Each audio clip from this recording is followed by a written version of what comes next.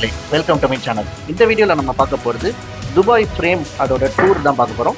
So Dubai frame அப்படின்னா இது வந்து வேர்ல்டு லார்ஜஸ்ட் ஃப்ரேம், அதாவது நம்ம ஃபோட்டோ ஃப்ரேம் வச்சுப்போம்ல அந்த மாதிரி ஒரு largest frame. 150 metres tall and 95 metres wide.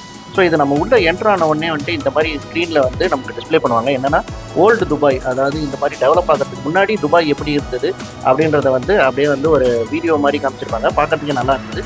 And இந்த மாதிரி செட் ஒர்க்லாம் பண்ணி உள்ளே வீடியோ ப்ளே பண்ணுறது ரொம்பவே ரியலிஸ்டிக்காக இருந்தது. அப்படியே இந்த வீடியோஸை பாருங்கள். நம்ம மாடிக்கு போயிட்டு அப்புறம் என்னென்ன இருக்குன்றதை நான் சொல்லுவேன்.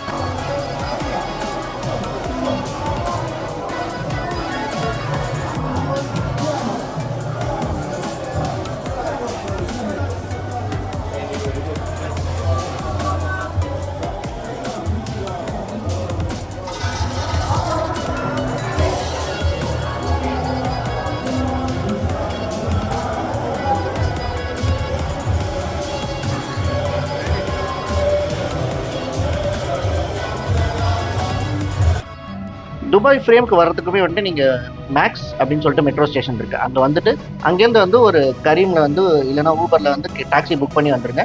ஏன்னா இது வாக்கபிள் டிஸ்டன்ஸ் கிடையாது. நான் வாக் பண்ணி தான் வந்தேன், ரொம்பவே தூரம். ஸோ வாக் பண்ணி வர்றது அட்வைசபிள் கிடையாது.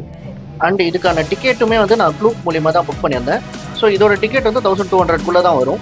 இதோட புக் பண்ணிட்டோன்னா அன்றைக்கி என்ன டைம் ஸ்லாட்டுலாம் கிடையாது. நம்ம அன்றைக்கி எந்த டைம் நம்ம ஃப்ரீயாக இருக்கோமோ அந்த டைம் இந்த ஃப்ரேமுக்கு போயிட்டு இதை சுற்றி பார்த்துட்டு வரலாம். சுற்றி பார்க்கறதுக்குமே டைமிங் கிடையாது. நம்ம எவ்வளோ நேரம் வேணாலும் அங்கே டைம் ஸ்பெண்ட் பண்ணிட்டு வரலாம். ஸோ இங்கே மேலே வந்த உடனே கிளாஸ் பிரிட்ஜ் இருக்கும். ஸோ கிளாஸ் பிரிட்ஜில் நடக்கிறப்போ அப்படியே அங்கே ஃப்ரேம் மேலேருந்து ஃபுல் வியூ இருக்கும். ஸோ கொஞ்சம் பயமாக தான் இருந்தது ஃபஸ்ட் டைம் நடக்கிறப்போ. போக போக ஓரளவுக்கு பழகிடுச்சு. பட் ஃபஸ்ட் டைம் அந்த இடத்துல போய் நிற்கிறப்போ கண்டிப்பாக பயமாக தான் இருந்தது. வீடியோவில் பார்க்குறதோட நம்ம நேரில் நடக்கிறப்போ எக்ஸ்பீரியன்ஸே வேறு மாதிரி இருந்தது. ஸோ கண்டிப்பாக இங்கே வந்தீங்கன்னா இதை ட்ரை பண்ணியே ஆகும்.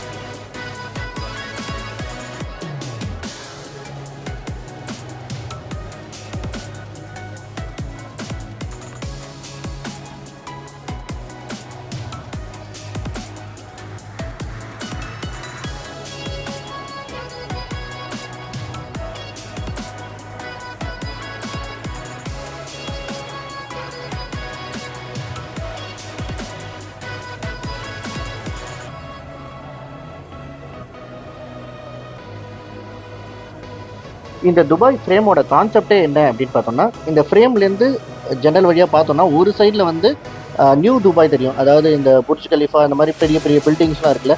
ஸோ அந்த சைடு இந்த சைட்லேருந்து பார்க்குறப்போ தெரியும்.